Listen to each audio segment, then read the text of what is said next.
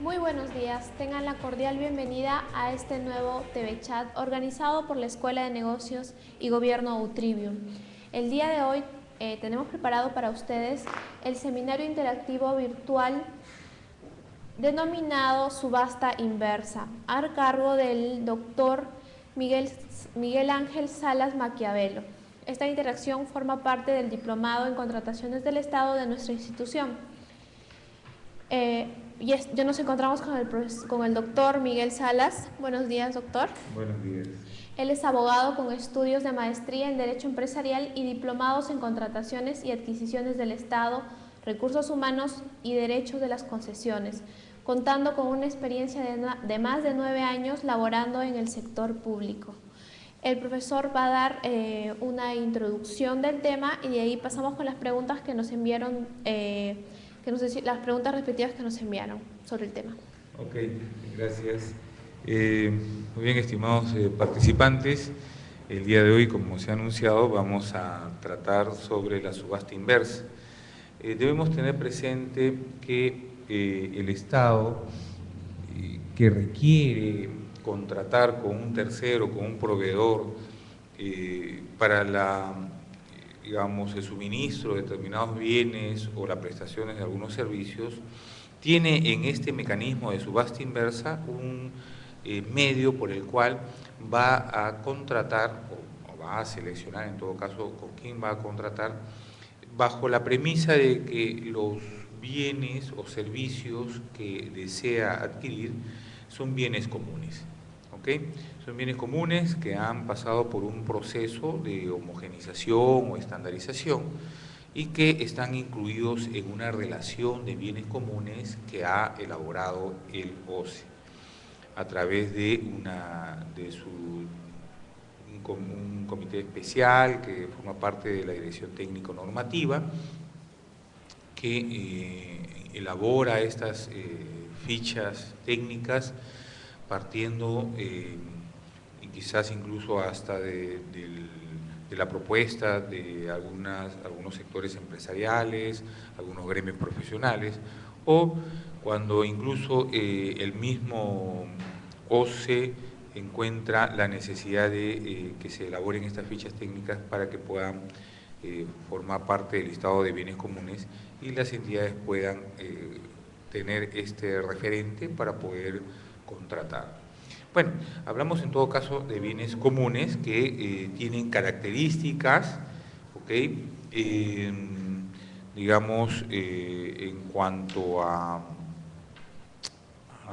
producción o digamos el uso de los mismos que han sido descritos en estas fichas técnicas y que hacen que en el proceso de selección ya no se evalúe el aspecto técnico de estos bienes o servicios.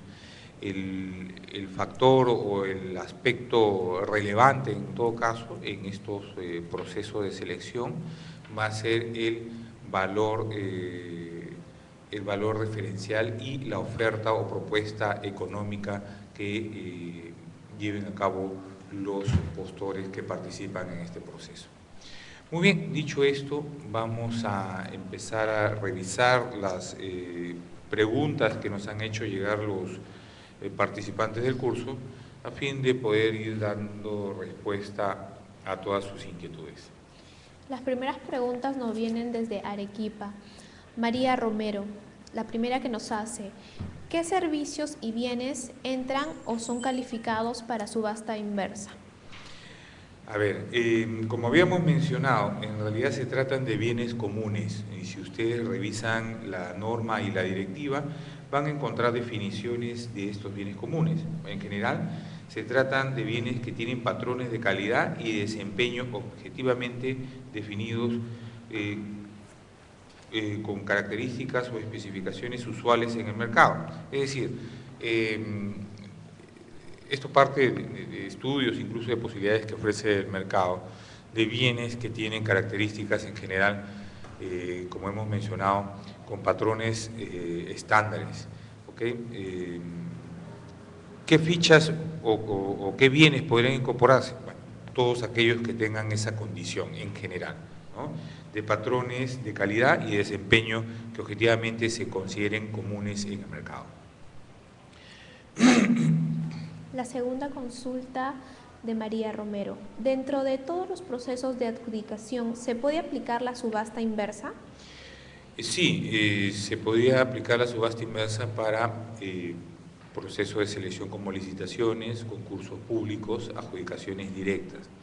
En el caso de la subasta inversa presencial, ¿okay?, sería para adjudicaciones que correspondan a licitaciones, concursos y adjudicaciones directas, esas públicas o selectivas. En el caso de las electrónicas, ahí sí van a entrar incluso los procesos para adjudicaciones de menor cuantía.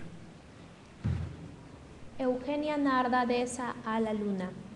Primero, ¿qué requisitos se necesitan para la aprobación de una nueva ficha técnica y cuánto demora la aprobación?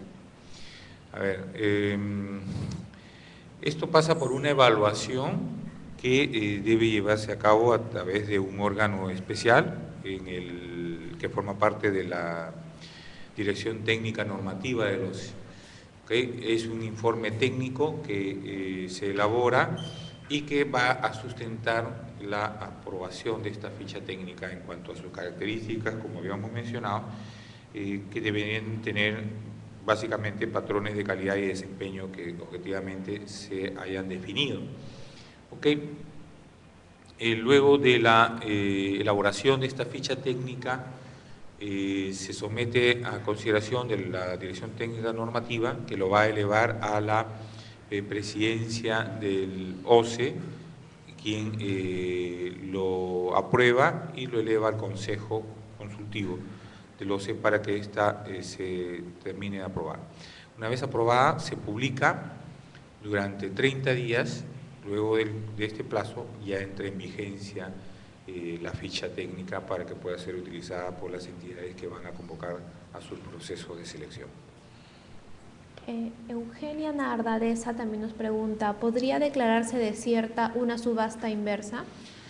Sí, la regla general es, en los procesos de selección clásico, un proceso queda desierto cuando no queda ninguna oferta o una propuesta válida. En el caso de subasta inversa, se requiere que por lo menos, para que pueda adjudicarse la buena pro, existan dos propuestas válidas. Ahora, ¿cuál es el objeto de pedir en este caso dos propuestas válidas? En el caso de la subasta inversa, se trata de conseguir que por lo menos dos postores entren a una etapa de lances o una etapa de puja, es decir, que compitan ofertando mejores precios a partir de un valor referencial. Si solo pasara un proveedor, no habría posibilidad de que se produzca esta competencia o esta etapa de puja o lances. En consecuencia, si no pasa dos proveedores con propuestas válidas, el proceso se declara desierto. José Alfredo Tapia de Arequipa también nos pregunta, ¿por qué la subasta inversa no es apropiada para un bien que no es homogéneo, caso de un vehículo? Bueno, aquí concurren otras características dentro de los vehículos, ¿okay? Y efectivamente pues no se han considerado como bienes comunes, ¿okay?, por las características y las particularidades que tiene cada uno de los vehículos. En realidad, en general, los vehículos, objetivamente hablando, para las personas comunes y corrientes como nosotros, que no nos dedicamos, digamos, a la comercialización de vehículos, podemos pensar que todos los vehículos cumplen con características o patrones, como señala la norma, patrones de calidad similares, pero en realidad no es así. ¿Okay? Si se ponen a investigar un poquito sobre los vehículos y los patrones y características que estos tienen, van a encontrar que efectivamente sobre una marca, sobre un modelo, existen varias versiones, ¿okay? Y cada una de esas versiones traen características y condiciones que hacen la diferencia entre uno y otro. Entonces, la posibilidad de que efectivamente se pueda estandarizar los vehículos, ¿no? Por características generales como el hecho de tener 4 ruedas o tener un motor con una cilindrada específica, etcétera, etcétera, resulta bastante complicado. Por esa razón no están comprendidos dentro de los bienes comunes. ¿Qué orden deben seguir los postores en el periodo de puja de lances verbales? Otra pregunta de José Tapia. A ver, en la etapa de puja o lances ingresan los postores a partir de la mejor propuesta. Se calcula el 10% de diferencia entre la mejor propuesta y el valor referencial, y entran a esa etapa de puja las mejores propuestas en ese orden. Se establece un orden de prelación a partir de la propuesta más baja hasta la más alta. En ese orden de prelación, de acuerdo al valor de su propuesta, es que van a iniciar la etapa de puja. Es decir, el que hizo la mejor propuesta, o sea, la más baja, es el que va a realizar el primer lance.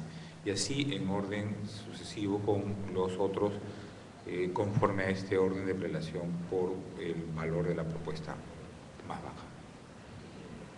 Desde Ayacucho, Elías Gallegos hace esta pregunta. ¿Qué es una subasta inversa?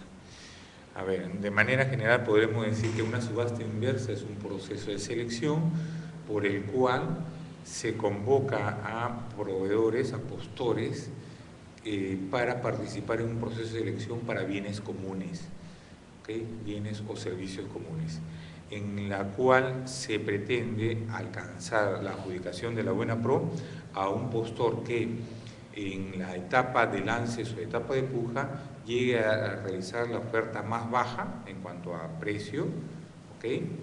Y que esta propuesta más baja se ha conseguido, como les vuelvo a repetir, en una etapa de lances u ofertas en la cual han competido no solamente este proveedor que ha ganado, sino otros proveedores.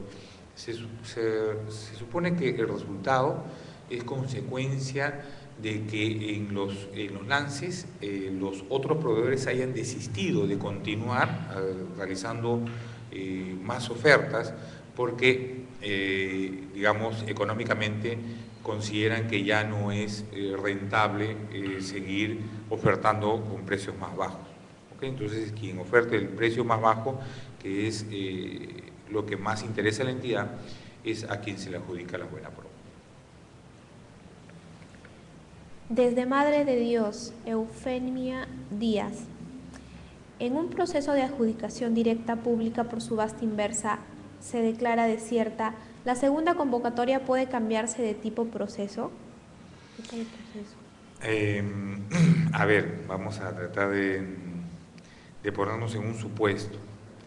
Si estuviéramos en una subasta inversa y esta se declara desierta, si la ficha, si ya deja de tener vigencia la ficha técnica del bien o el servicio que se pretendía contratar, estaríamos en un supuesto en el cual sí efectivamente podríamos cambiar de tipo de proceso. ¿Okay? Si no, no habría razón para poder cambiar el tipo de proceso. La segunda consulta de Eufemia Díaz.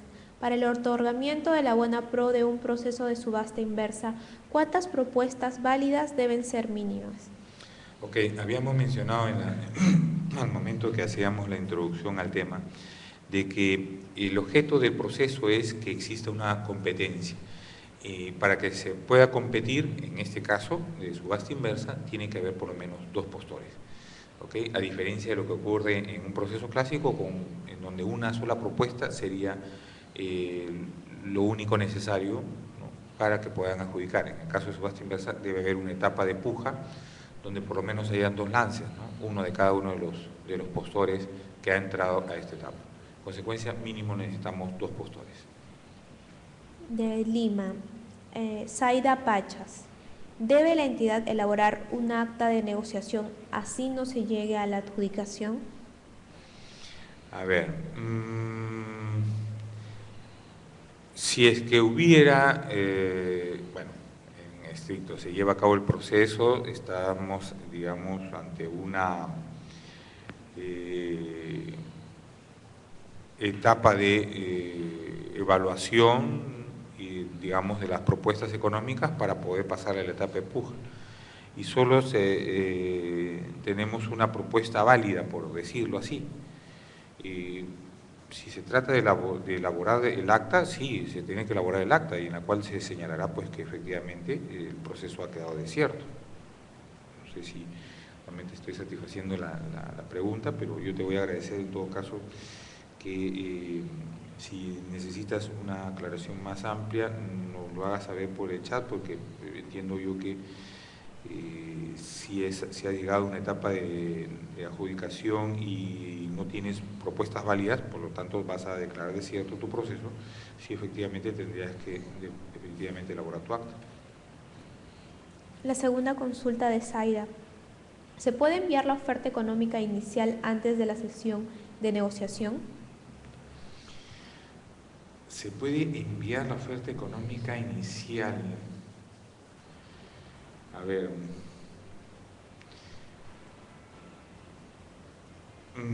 bueno, igual, no alcanzo a entender el sentido de la pregunta, pero, a ver, estamos, digamos, en una etapa de lances. Si fuera, y no estoy seguro si te estás refiriendo a la electrónica, en todo caso, igual, en la etapa de lances tenemos que cada proveedor, cada postor va a tener la oportunidad de hacer el lance o la puja, ¿no? Ofertando sobre el valor referencial con el decremento que se ha establecido en las bases del proceso. ¿Okay? Efectivamente, cada uno de ellos tiene la oportunidad de hacer un lance y se seguirá en tantas rondas como sean necesarias o en tanto los proveedores estén en disposición de seguir haciendo sus lances.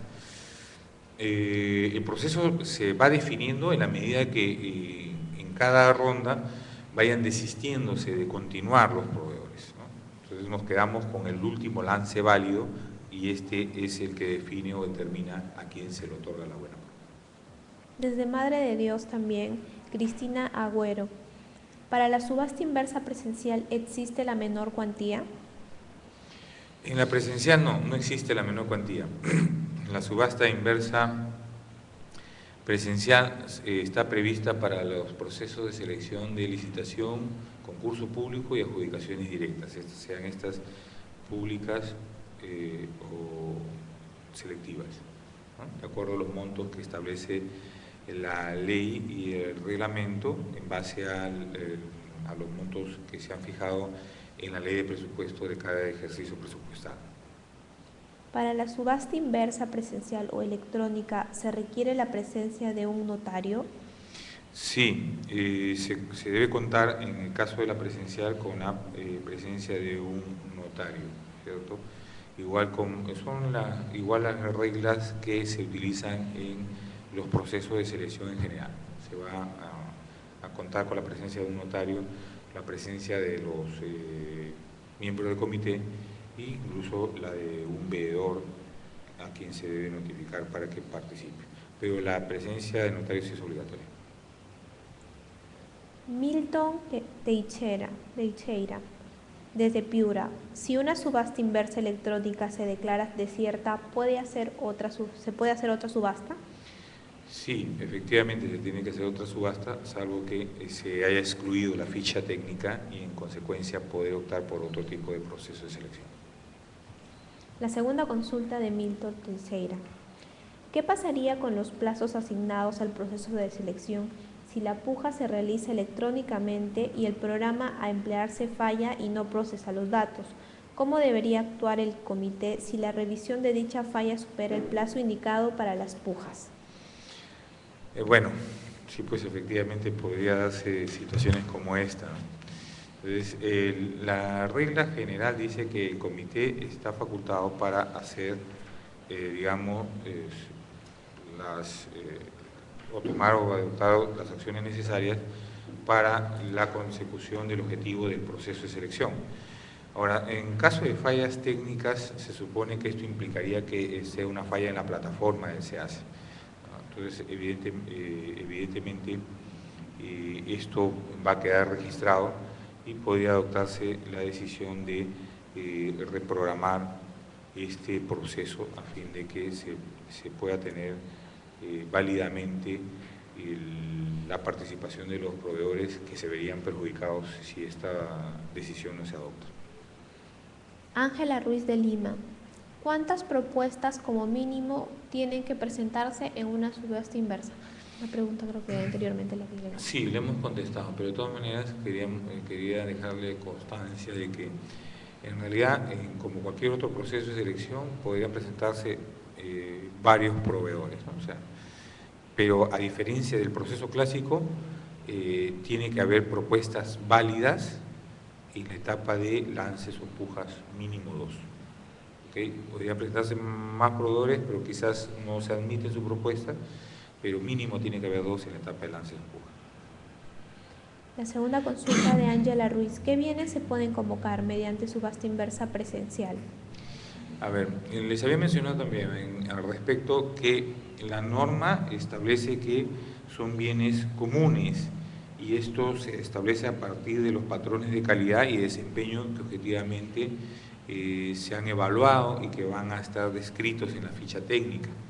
Si ustedes revisan la directiva en su numeral 6.7 van a verificar cuáles son los contenidos de la ficha técnica, ¿no? Y la ficha técnica nos habla de características generales del bien o del servicio, que es común, las características generales de la ficha y las características técnicas del bien o del servicio común. Y ahí nos va a señalar que respecto a las características se van a consignar la denominación del bien común, denominación de la ficha técnica, el código del bien o del servicio, la unidad de medida, la descripción general del bien. Entonces, esta ficha técnica es la que le va a servir de guía, digamos, a la entidad para que pueda convocar a sus procesos de selección. Entonces, en principio, debe tenerse en cuenta que para que sea considerado un bien común va a pasar por un proceso de evaluación que lo hace el OCE y en cuanto a los patrones de calidad y desempeño, objetivamente debe tratarse de bienes cuyas características y especificaciones son usuales en el mercado, ¿no? Bienes, digamos, estándares. Desde Huánuco, Edwin Valverde. ¿Cuánto es el monto referencial para una subasta interna? El monto o el valor referencial.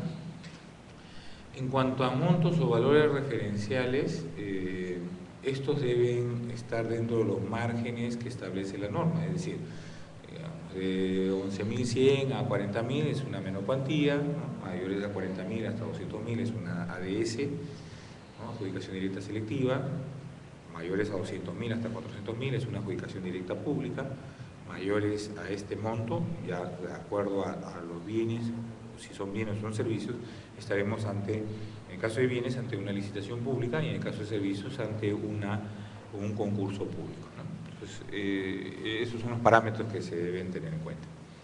La segunda consulta de Edwin Valverde. Si uno de los participantes incurrió en no suscribir contrato en otro proceso oportunamente, ¿podrá ser partícipe de la subasta inversa? A ver, si no se suscribe un contrato oportunamente en cualquier proceso de selección, va a ser objeto de que se le denuncie ante el OCE, ¿no? Y ahí se va a seguir un proceso administrativo sancionador, ¿okay? Este proceso administrativo sancionador, como consecuencia del mismo, va a traer que se inhabilite al proveedor. A ver, en ese interín, entre que es denunciado y se produce la emisión de la resolución que inhabilita o sanciona al proveedor, puede ocurrir que efectivamente se adjudique una buena pro y que suscriba un contrato, ¿ok? Es decir, en tanto no esté inhabilitado, podrá suscribir los contratos que correspondan a las adjudicaciones en las cuales él haya participado. Desde Piura también Henry Silva. La primera consulta es la siguiente. En el artículo 91 del reglamento de la Ley de Contrataciones del Estado se establece que si un proceso fue convocado antes de la publicación de las fichas técnicas del bien o servicio materia de la convocatoria y sin embargo luego se declara desierto, entonces la convocatoria ulterior se debe efectuar por subasta inversa. Esto significa que la autoridad competente debe aprobar nuevamente el expediente de contratación por modificación de la modalidad especial de contratación, inclusión de la ficha técnica, cambio de la proforma de contrato, etc. Sí, efectivamente, va a cambiar, el expediente de contratación ya no va a ser el mismo. En la norma en general dice que si es que hago alguna modificación al expediente de contratación, este requiere una nueva aprobación. En este caso, igual, va a requerir una nueva aprobación, toda vez que incluso la ficha técnica va a describir características y especificaciones propias del bien, ¿no? Algo que quizás incluso en la primera convocatoria no estaban previstas. La segunda consulta de Henry Silva. ¿Tiene alguna incidencia sobre un proceso de selección en la modalidad de subasta inversa el hecho que antes de otorgarse la buena pro se excluya la ficha técnica del bien o servicio en materia del proceso? No, a ver, en los procesos lo que importa es que sea inicial el proceso, es decir, si estando vigente la ficha técnica convoco al proceso de selección, a los días deja de tener vigencia la ficha técnica, entre comillas, y ya el proceso está convocado. No hay forma de que no tenga consecuencias, digamos, ¿no? Es decir, se sigue el proceso, estás ante una adjudicación, estás por otorgar la buena pro, tienes que continuar con tu proceso. Desde ICA, Tatiana Mandujano nos hace 3 consultas. La primera, ¿en qué casos la subasta inversa queda desierta? En general, la subasta inversa queda desierta cuando no tienes en la etapa de puja 2 postores con propuestas válidas. Es decir, si va a entrar solamente uno en la etapa de puja, no hay forma de que adjudiques la buena pro. La segunda consulta que nos hace Tatiana, ¿en qué modalidad sería la siguiente convocatoria? Igual, en subasta inversa. La tercera, ¿cómo estar seguros que el proveedor cumplirá con lo ofertado si no se pide la garantía de fiel cumplimiento y no se admite prueba en contrario? A ver, el proveedor, existe 2 tipos de sanciones, ¿no? La sanción civil, en todo caso, es la ejecución de garantías. Pero existe otra sanción administrativa, que es la inhabilitación, que se va a producir como consecuencia de la denuncia que se hace ante el OCE, ¿okay?, del proveedor que no ha cumplido con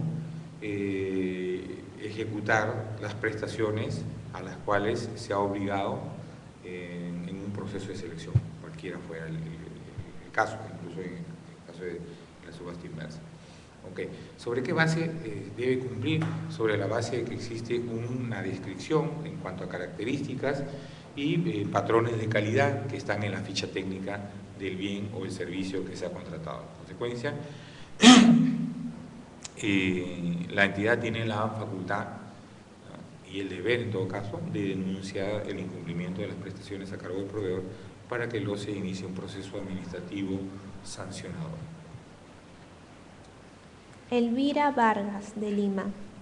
¿Cuáles son las características principales de una subasta inversa? A ver, características principales de una subasta inversa. Básicamente que este tipo de proceso no se evalúa, digamos, el sobre de propuesta técnica, se admite, se habilita en todo caso a un postor, después de la revisión de los documentos de la propuesta técnica, para que participe en una etapa de puja. La otra característica fundamental es que el objeto de este proceso es conseguir una mejor propuesta económica a través de una competencia en lances o pujas que se dan por parte de los postores que han pasado a esta etapa. Es decir, sobre la base de un valor referencial se pretende conseguir la propuesta económica más baja en una etapa de lance. Ahora, una característica, y bueno, a criterio, digamos, personal, y que yo suelo decirle a los miembros del comité, es que, y en general, ¿no?, a las áreas logísticas, es que el objeto de una subasta inversa es conseguir un valor de oferta o propuesta económica más bajo. pero para que los proveedores se interesen en participar en un proceso de selección de subasta inversa, deberían empezar por lanzar el proceso con un valor referencial que sea adecuado. Es decir, cuando hagan el estudio de posibilidades que ofrece el mercado, definan el valor referencial, no el valor más bajo, sino quizás el promedio o el más alto incluso, porque de esa manera lo que yo voy a permitir es que los proveedores se animen a participar en el proceso y la oferta de todas maneras se va a mejorar en la etapa de lances. Y ahí es donde van a conseguir la propuesta económica que más se acomoda a las necesidades de la entidad, ¿no? Pero necesito que entren a esta etapa de puja, a esta etapa de lance, para que realmente se pueda producir este efecto. La segunda consulta de Elvira Vargas. ¿Qué plazos fija la ley de contrataciones con el Estado para cada etapa de una subasta inversa? Para cada etapa de una subasta inversa. A ver, se supone, tenemos un proceso de selección que tiene que ser convocado y la norma establece para licitaciones y concursos públicos que entre la convocatoria y presentación de propuestas debe mediar por lo menos 8 días. En el caso de adjudicaciones directas, o sean estas públicas o selectivas, debe mediar entre la convocatoria y presentación de propuestas por lo menos 5 días. Y en el caso de adjudicaciones de menor cuantía electrónica, entre la convocatoria y presentación de propuestas, en este caso electrónico, 2 días. Desde Piura también Dani Saavedra. ¿La modalidad de subasta inversa es aplicable a todo tipo de bien, servicio u obra sin distinguir el tipo de proceso? Ya. La subasta inversa es aplicable para bienes y servicios comunes, ¿ok?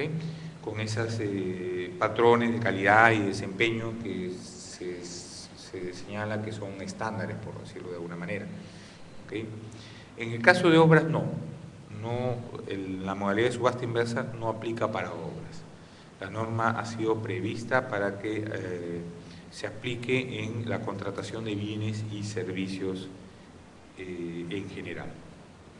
¿Ya? Incluso para consultoría tampoco aplicaría.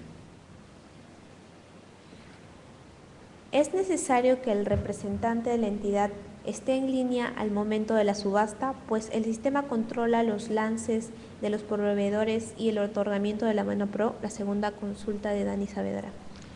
A ver, dice si es necesario que el representante de la entidad esté en línea al momento. Bueno, sí, pues existe un operador, ¿no?, de la entidad para que en su oportunidad, en su momento durante el proceso, descargue, por ejemplo, los sobres electrónicos con la propuesta técnica para que admita, ¿no?, digamos, a los proveedores para las etapas de lances. Sí, es importante que efectivamente la entidad, a través del operador del SEACE, que esté debidamente autorizado, esté en línea para que pueda hacer el seguimiento del proceso de lances y de presentación de sus propuestas.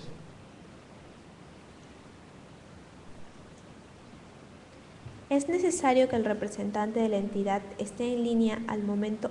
Esa ya la consulta. Sí, la que acabamos de responder. Desde Junín es la siguiente consulta. Pilar Casimiro. ¿Qué tipo de productos y o servicios se tramitan mediante la subasta inversa? Bueno, la pregunta en realidad es reiterativa, ¿no? Pero son bienes comunes en general, bienes y servicios comunes en general, que tienen características de patrones y como define la norma, en calidad y en desempeño, que objetivamente están definidos por características y especificaciones usuales en el mercado. Son bienes que digamos, muchos proveedores en el mercado podrían abastecer. ¿Cuáles son los requisitos para que una adquisición se haga mediante la subasta inversa? Básicamente que cuente con una ficha técnica, ¿no?, vigente dentro de la relación de bienes comunes que publica el OCE. Entonces, si se encuentra en esa relación de bienes comunes que publica el OCE, es el requisito que habilita para que se lleve a cabo la convocatoria de una subasta inversa. Armando Mogollón, también de Piura. ¿Cuánto tiempo dura el periodo de puja para cada postor una vez iniciada la subasta inversa? Ya, cada postor tiene, si no me equivoco y no ha sido modificado, 3 minutos para poder llevar a cabo cada uno de sus lances. Ahora, incluso los postores tienen la posibilidad de mantenerse en contacto o en comunicación con sus oficinas, digamos, para que hagan cálculos o estimaciones del valor de cada lance a fin de que puedan hacer una oferta válida, porque finalmente esta oferta es la que va a definir el valor o el monto de la contratación, ¿no? Y se trata de que se hagan ofertas razonables y no temerarias para que finalmente se pueda cumplir con las prestaciones a las cuales se están comprometiendo como consecuencia de este proceso de selección. La segunda consulta de Armando Mogollón. ¿En una subasta inversa electrónica se puede deshacer un lance? Deshacer un lance, retirar un lance, no. Una vez que se hace la propuesta de un valor, ¿no?, para la adquisición de un determinado producto o un servicio, este va a quedar registrado. Igual como en una oferta o un lance presencial, si es que no estoy en condiciones de hacer como una mejora a la última propuesta económica, lo que tengo que hacer es desistirme, pero no puedo hacer el lance y después desistirme. Hacemos una pausa para dar los próximos inicios de la Escuela de Negocios y Gobierno Utribio.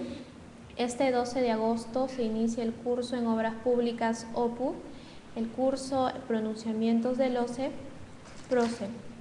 El 19 de agosto inicia el Diplomado en Contrataciones del Estado, PAC, y también el curso intensivo en Contrataciones Estatales, PREOEC. El 26 de agosto el Diplomado en Gestión de Riesgo de Desastres y el 2 de septiembre el Diplomado en Tributación. La siguiente consulta nos viene de Víctor Villacorta, Durán de Lima. ¿Es posible que algún bien o servicio se encuentre en el listado de bienes y servicios comunes? ¿Se encuentra también incluido en el catálogo de convenio marco? A ver, si ocurriera esto, entonces tendríamos que preferir el catálogo de convenio marco y ya no contrataríamos por subasta inversa, sino a través de este catálogo. O sea, compraríamos por convenio marco. La segunda consulta de Víctor Villacorta.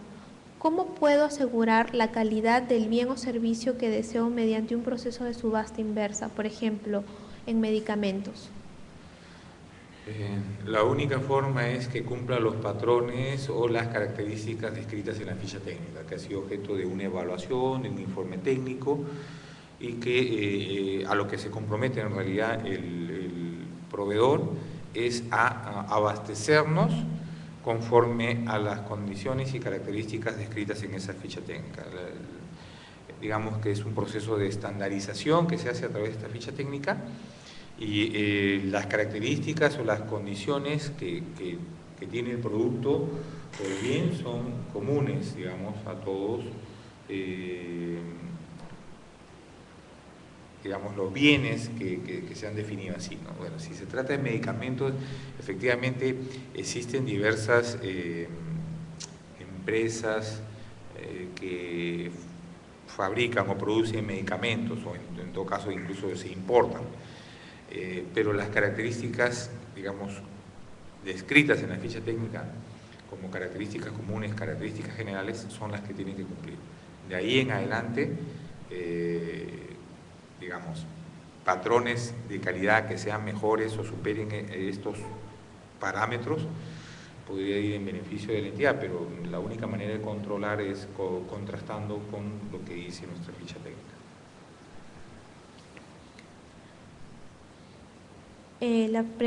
La siguiente pregunta viene desde Arequipa, Manuel Polanco. ¿Qué factores motivaron la aparición de este tipo de contratación? A ver, qué interesante.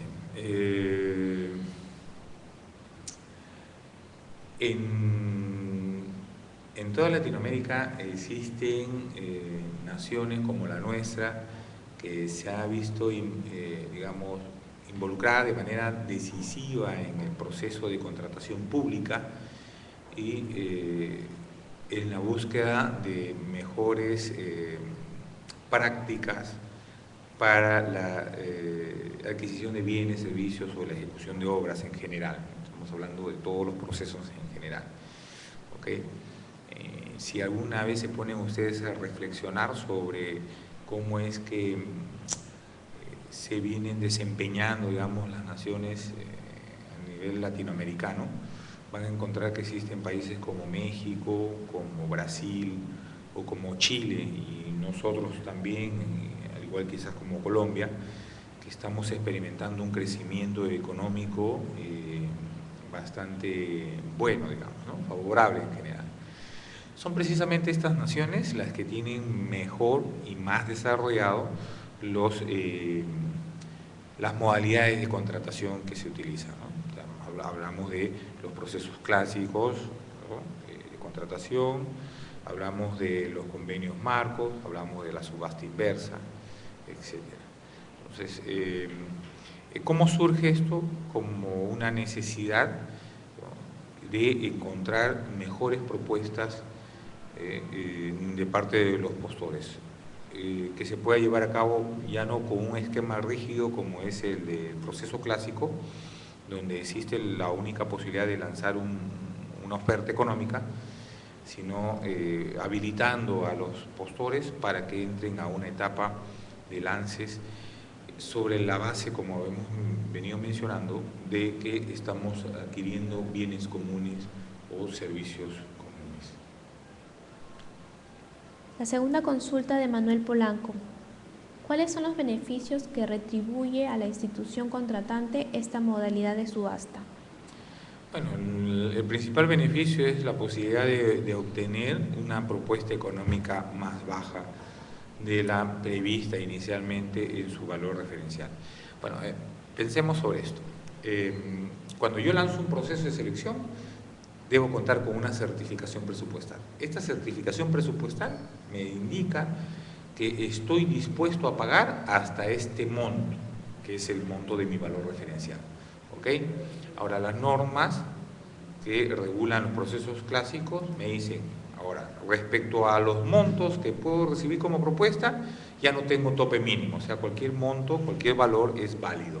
Lo mismo ocurre en ese sentido, en el caso de la subasta inversa, que la entidad al momento de sacar su proceso de selección tiene una certificación presupuestal. Con eso que tiene aprobado un monto, un valor, el cual está dispuesto a pagar.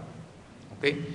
Pero la modalidad de subasta inversa permite que en una competencia abierta y pública los proveedores traten de mejorar la primera propuesta inicial que hicieron y traten de ir reduciendo el monto o el valor de su propuesta inicial hasta poder adjudicarse la buena prueba. ¿Qué beneficia en esto a la entidad?